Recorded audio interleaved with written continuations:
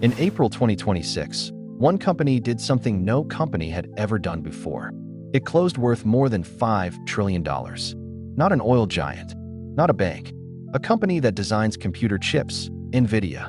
For the first time in history, the most valuable business on the planet was a chipmaker. And it was not alone at the top.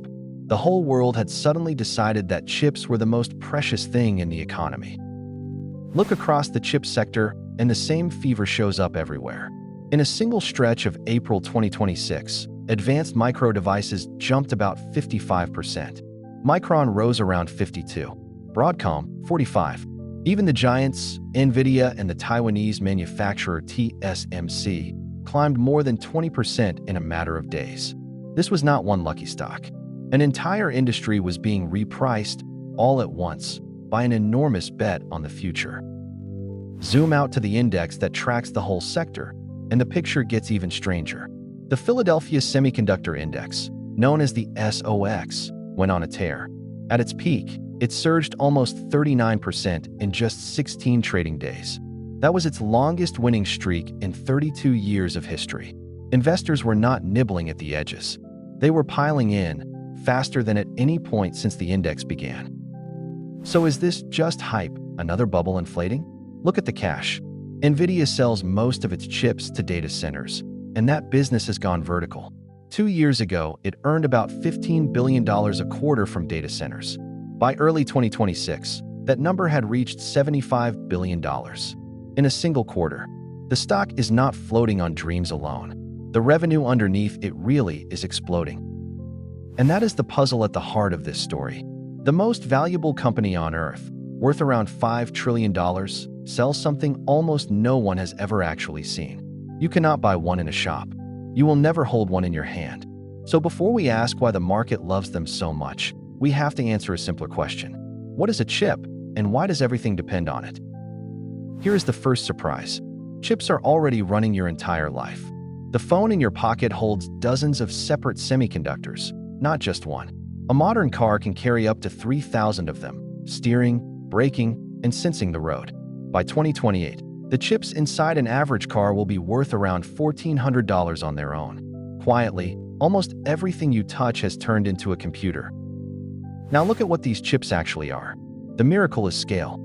A single one of Nvidia's most advanced AI chips packs 208 billion transistors, 208 billion microscopic switches, each one far smaller than a virus, etched onto a sliver of silicon you could hold between two fingers.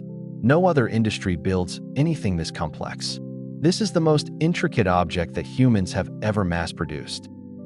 Then came artificial intelligence, and demand went insane. To train one frontier AI model, you do not use one chip or 100.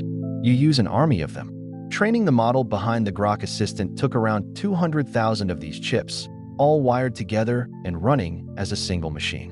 One AI system can now swallow more computing power than an entire country used a decade ago. And the clusters keep doubling.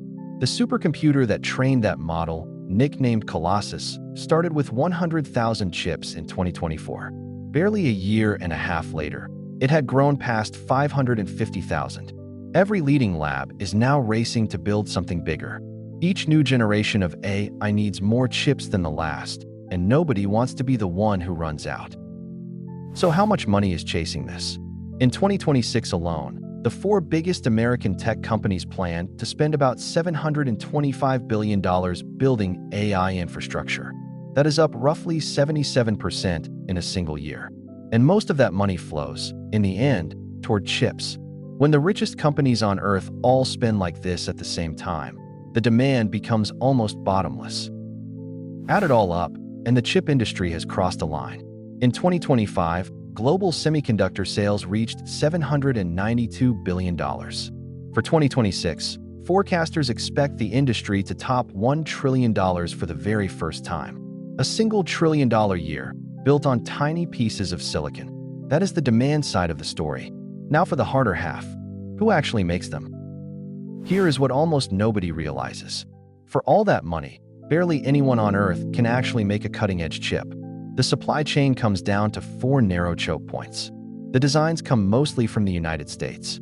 The machines that print the chips come from the Netherlands. The chips themselves are made in Taiwan, and the raw materials trace back to Japan. Pull any one of those links, and the whole chain stops. Start with design, the blueprints for the brains of AI.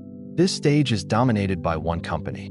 Nvidia designs roughly 9 out of every 10 of the world's AI data center chips.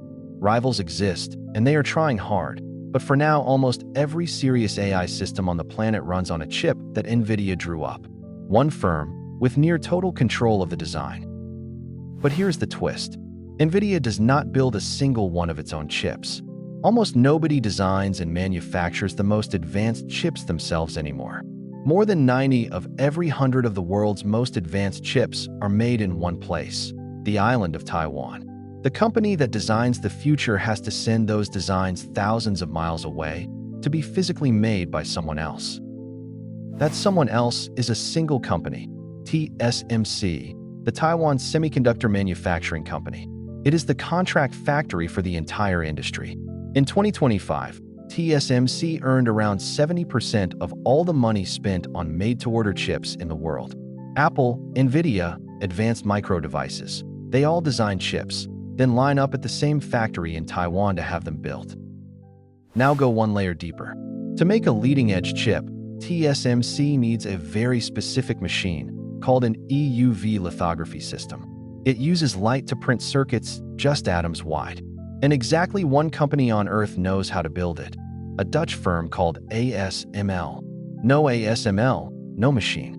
No machine, no advanced chips. Anywhere on the planet. These machines are not just rare. They are the most expensive tools in all of technology. A standard EUV system costs around $200 million each. The newest generation, called High-NA, runs to about $380 million apiece. They weigh as much as 2 buses and take dozens of crates to ship. The entire AI boom depends on a handful of them. And even the raw ingredients are concentrated. The polished silicon wafers that chips are printed on come mostly from a few Japanese firms, which together supply around 90% of the world. The light-sensitive chemicals, called photoresist, are about 87% Japanese as well. Japan quietly leads the world in 14 of the critical materials that chipmaking cannot do without. The choke points go all the way down. Once governments understood how fragile this all was, they opened their wallets. The United States set aside about $53 billion to bring chipmaking home. Japan committed even more, around $65 billion.